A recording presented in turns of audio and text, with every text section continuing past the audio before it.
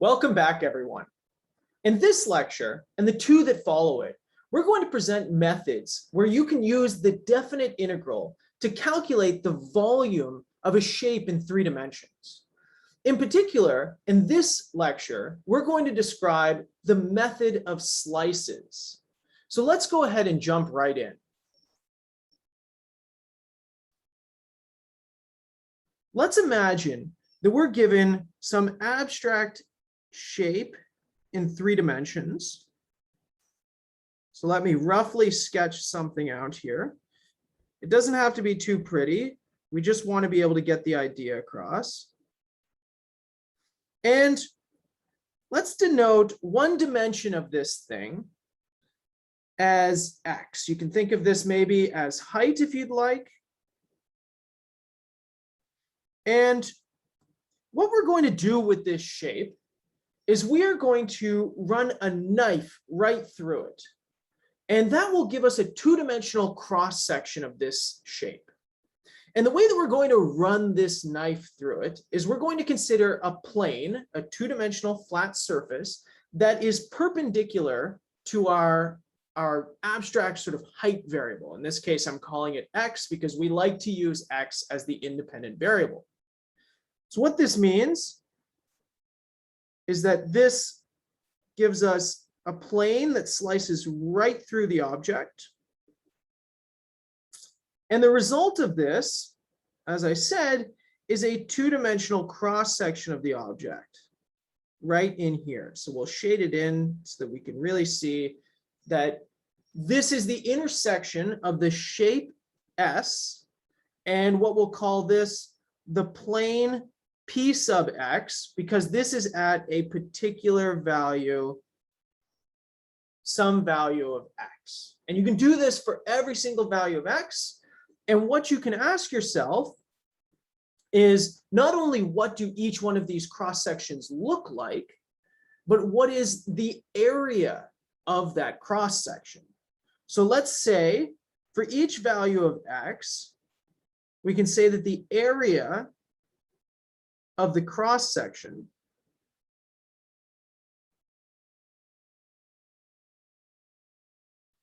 is denoted by a of x. Okay, so for each value of x, we do the slice, we look at the cross section, we calculate out its area, and then we move to another value of x. And for our purposes here, we're going to make the assumption that a is continuous. So as you vary this plane over the value of x's, and as you look at all of these cross sections, the area of these things change continuously. So this is a sort of abstract way of thinking about a sort of continuous shape, right? It's sort of deforming continuously as you move across this x-axis here. So the question is, how can we use these cross sections in order to find the actual volume of the shape S? Well, we're going to do something very, very similar to what we did with Riemann sums for finding the area underneath curves. And so let's think about something that we probably are all familiar with, and that's the volume of a cylinder. And we remember that the volume of a cylinder is the area of the base multiplied by the height. So let's think of a slightly more abstract version of a cylinder. Imagine I give you some shape, and this thing has area A, which will be my base area. And then what I'm going to do is I'm just going to consider a volume or 3-dimensional shape that is that base area just pulled upwards into a 3rd dimension. So imagine we sort of pull this thing up and we get, unfortunately, not a great drawing, but the principle here is that we've moved up some height equal to h. Well, in this case, we can use the same idea that we know from basic geometry. We know that the volume of this is equal to the base area times the height. All right, so think about how you calculate, say, the volume of a cylinder or the volume of a cube or the volume of a rectangle. It's exactly this method. Now we're saying, you know, let the base take any shape. As long as we know its area, we're fine. And so this gives us a nice formula to calculate the volume of this abstract shape. Well, this is exactly what we're going to do when we go back to finding the volume of our given shape, say S, in 3 dimensions. We are going to basically take these Riemann sums over these little volumes that we can actually calculate. So here's the idea. We're going to, so let's denote an end to this, but let's imagine that the shape runs from, say, A up to B, right? These are our usual endpoints. So we know we can feel it. A definite integral is coming here eventually. But let's say we partition the interval AB into subintervals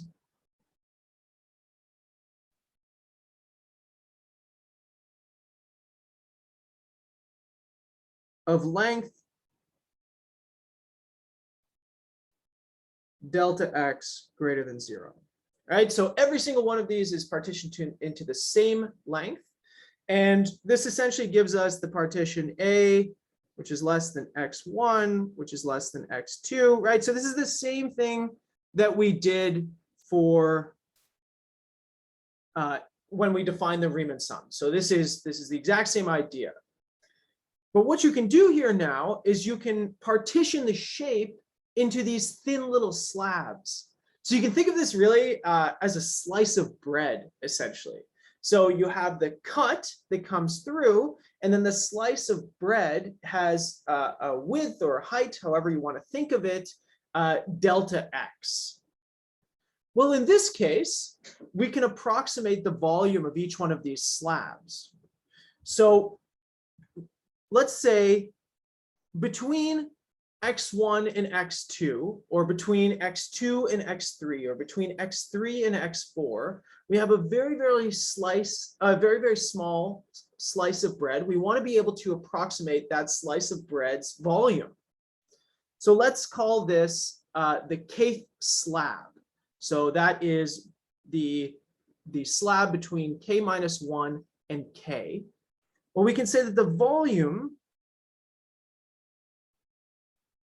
of the kth slab, so that is volume between xk minus 1 and xk, just like what we did with the rectangles. We can say that this is approximately equal to what we'll call Vk, that's the volume at k, which is our approximate volume, which is going to be given by the cross-sectional area that we can calculate at xk multiplied by delta x. This is exactly what we did with a Riemann sum. We said, give me the value of a function at the point xk, and let me extend that thing into a rectangle by just multiplying it by delta k, or delta x, sorry. Here we're doing exactly the same thing. Give me the cross-sectional area at a value xk, and let me extend that thing into 3 dimensions by giving it a width of delta x. So if you go back to the picture that we had up here, if we call this value xk, then essentially what we're doing is we're going back, say, to xk minus 1. And maybe not to make this too cluttered, but we are just extending this in this way, giving us a nice 3-dimensional shape where the length or the height or the width, depending on how you want to visualize this. I like to just think of it as the extension into a 3rd dimension is given by a movement of delta x. So this is exactly what you're doing.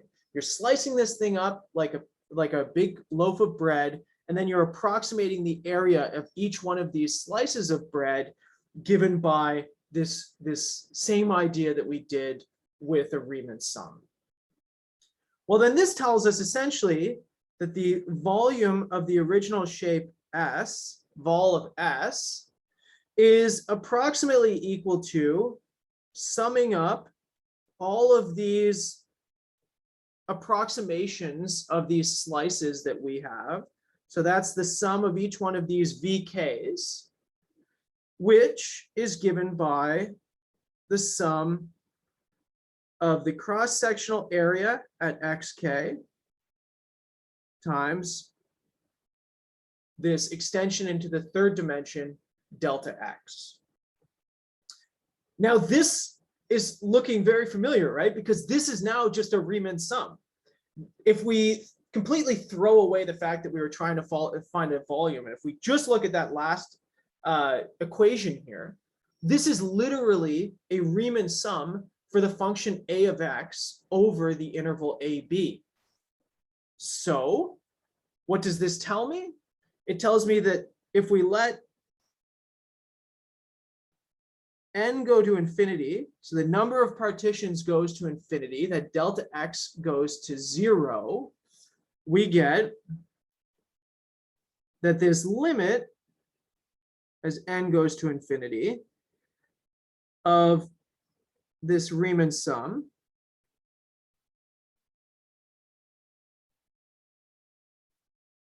converges to the definite integral of a between the points A and B. And this gives us exactly the volume of the solid S.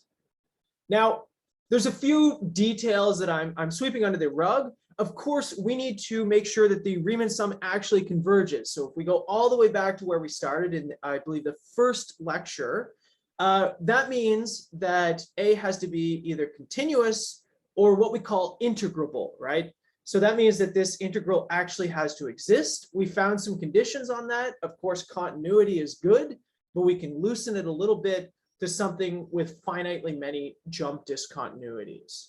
Now, again, we're trying to describe three-dimensional shapes in this case. So in our case, the area should always be continuous for these shapes to look normal. But this is exactly the formula. So now that we have the idea and we see that it's really nothing more than a Riemann sum and then moving up to a definite integral, let's put it into practice. Let's check out how this actually works. Let's calculate some volumes of shapes. So example 1 for today. Let's imagine that we have a pyramid that is 3 meters high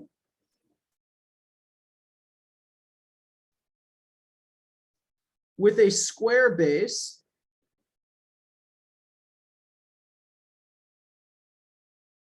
that is 3 meters on each side.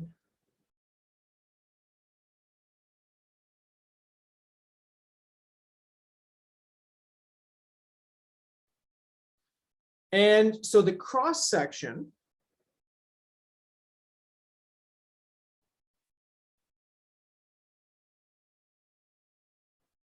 of the pyramid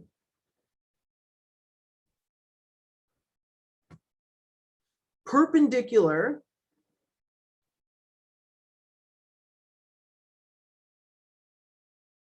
to the altitude x meters down from the vertex, so down from the very peak,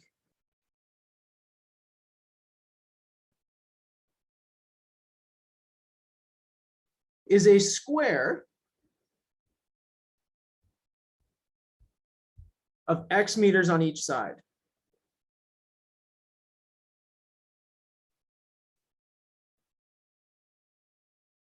Find the volume of the pyramid.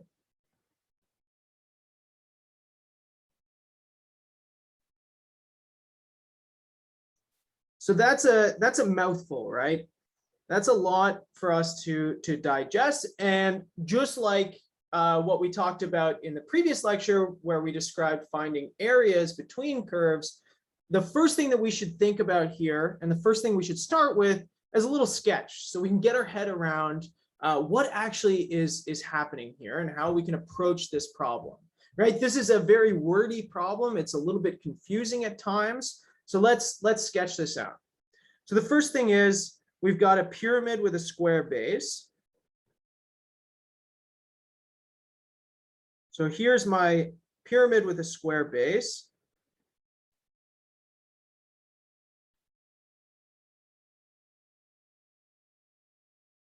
And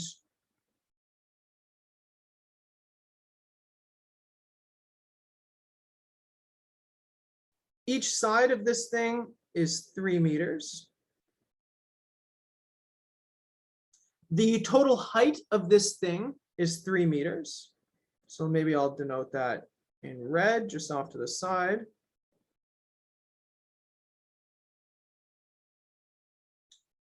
And the cross sections that we will be taking are coming from the vertex down or from the base up, whichever way you would like to think of it. And they are slicing right across this pyramid, parallel to the base of it. So that would mean that our slice would come straight across, right like this. Leaving us, maybe if we put this in yellow, it won't be too cluttered, leaving us with exactly this square inside. So this is our cross-sectional area. And what we know from this is that the sides are given by x if we imagine that x is running down this way, starting from 0 at the very peak and running down to 3 at the very end. So you can draw this in a whole bunch of different ways. I just want to show you that x doesn't have to be like an x-axis, the traditional way that we think of it. So the question is, where do we go? Well, we have cross-sectional area. It's just a square. So the square has area length times width. So this tells us that for any value of x, the cross-sectional area is given by a square with sides x and x. So the cross-sectional area is just given by x times x, or x squared. Similarly, the limits of integration here are going from 0, starting at the peak of this pyramid, all the way up to 3, the total height of this pyramid. So this really tells us that the volume of this thing, V, is given by the integral from 0 to 3 of a of x dx, which now is just x squared dx, which we can integrate this thing. We add 1 to the power, we divide by the new power, we let this run from 0 to 3, and you can see that this thing is going to be 9. And just because they gave us units, we might as well put this back in units. This is a volume, so this is 9 meters cubed. And if you'd like, you can go double check this with the traditional formula that maybe you were given in a high school class for the area of this pyramid, and you can check that it is exactly 9 meters cubed as well. Okay, let's take a look at another example here. This one, again, it's slightly wordy. It's going to take a moment to describe it. But let's say a curved wedge is cut from a cylinder of radius 3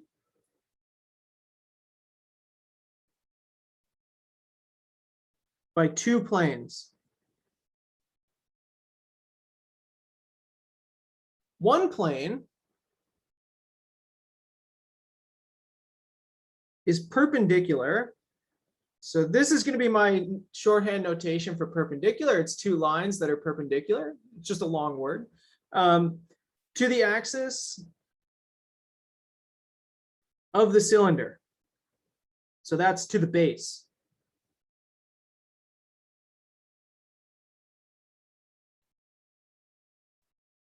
Or sorry, that's parallel to the base.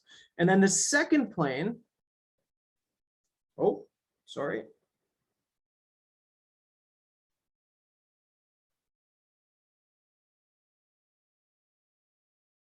Crosses the first plane.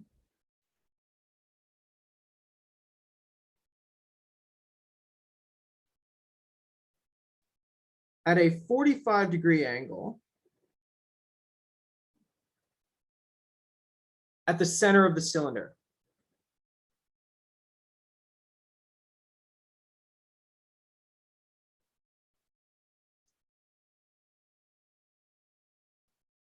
Find the volume of the wedge.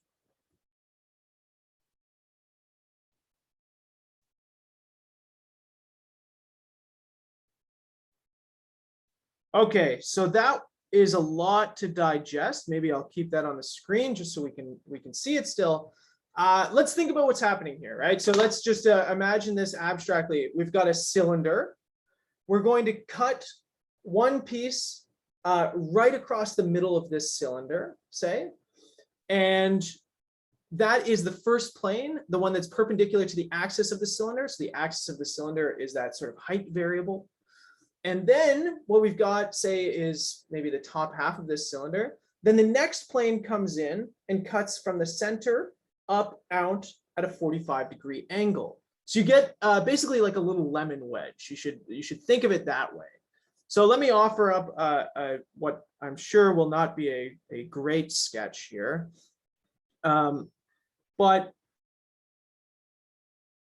we're going to need two axes representing the plane parallel to the base of this thing. So here's my x-axis. Here's my, say, y-axis. And I've got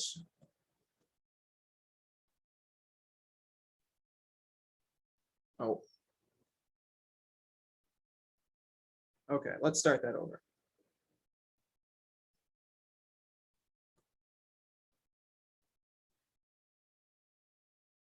Here's x-axis and my y-axis.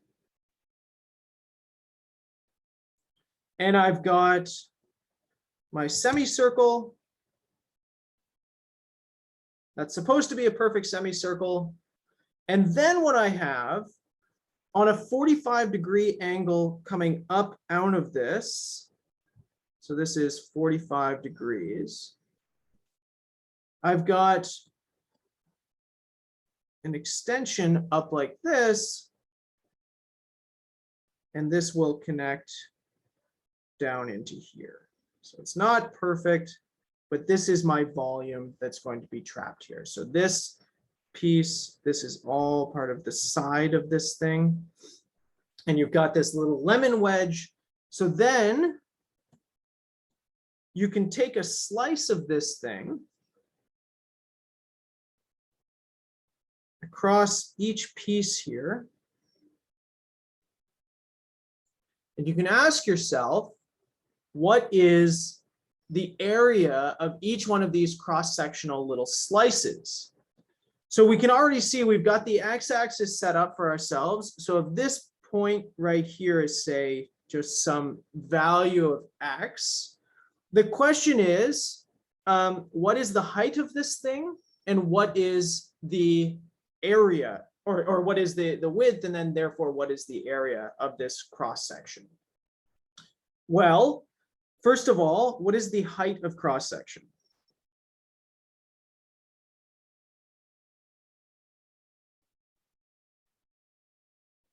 Well, this is a right angle triangle made with the plane and the cross-section with this 45-degree angle in here, which tells us that both sides of this, the non-hypotenuse sides of this triangle, are equal to each other. So since the base is equal to x, the height as well is equal to x. So the height of the cross section is equal to x. Now, what is the width of the cross section?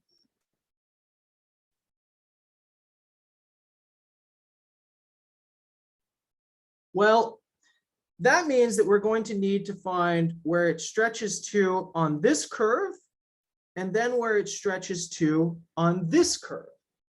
But in this case, we have a lot of information, right? So we know that that curve along the bottom is parallel to the base of this cylinder, which was a circle of radius 3. And so therefore, the entire circle is given by the equation x squared plus y squared is equal to 9. We are going to be taking x and y positive. We can isolate for the two different values of y given a single value of x. And in this case, we have the x value just given by some arbitrary x. And the y value here, this is the negative value. So this is minus the square root of 9 minus x squared. So again, I have x squared plus y squared is equal to 9. I rearrange, isolate for y. I know I have to take the -1 just by the way I've oriented my axes. Similarly, this point right here is that positive solution. So I get x and the square root of 9 minus x squared here. And so the distance between these 2 points in the y direction is the positive value, square root of 9 minus x squared, minus the negative value, minus square root of 9 minus x squared. So this is given by 2 times the square root of 9 minus x squared. So this tells me that my area of my cross section is given by the width times the height. It's just a rectangle. So this gives me 2x times the square root of 9 minus x squared. And in this case, things are quite nice. Now I've got a way of setting up my integral. So I've got my volume. This is equal to the definite integral of a of x dx. Now, the only thing that's missing from this equation is asking ourselves, what are the bounds on integration? Well, we can see that we're starting at x equal to 0 here. We're running out from the middle of the cylinder. And we are running all the way out to this point, which lies on the circle x squared plus y squared is equal to 9. Now, y is equal to 0 on the x-axis. It gives us x squared is equal to 9. We have two solutions, plus or minus 3. But we can see we're moving in the positive x direction. So this point is 3, 0, which tells us we are integrating all the way up to 3. So now we have all the ingredients. Things have completely collapsed down to a definite integral, which is something that we've been working on. So we should be able to solve this nicely. We can see here that this becomes 0 to 3 of 2x, the square root of 9 minus x squared dx. And just for the sake of explanation, this is going to require a substitution if we would like to solve it. We can let u equal to 9 minus x squared. And this gives us du is equal to minus 2x dx. The 2x is a good thing to see there because we can see a 2x out front. And this gives me minus du is equal to 2x dx. The other thing that we can do is we can calculate out the bounds here. So when x is equal to 0, this gives me that u is equal to 9. And when x is equal to 3, this gives me that u is equal to 0. So let's put in everything that we know here. I get a minus coming from the substitution of 2x dx. Let me put that out front. The bounds in this case become 0 to 9. sorry, 9 to 0 because of the ordering here, sorry. And I get the square root of u du. Now the bounds are in the wrong direction. I can rearrange these things. And this will give me the minus out front, allows me to flip this around 0 to 9, square root of u du. And so I get 2 over 3 u to the 3 over 2, and an indefinite or a definite integral we've seen quite a few times. And then this is running from 0 to 9, which after a little bit of algebra, this gives you a volume of 18. So the hardest part about a lot of these problems is figuring out how to set it up. And it requires a sketch, no matter how bad, right? My sketches are far from good. But it still allows me to visualize things in a manner that I can start putting together the pieces to really just boil this down to a mathematical problem, something that we are getting very good at, right? So we're translating these word problems into mathematical problems, and the waypoint in the middle typically comes from using a sketch. Okay, thank you very much.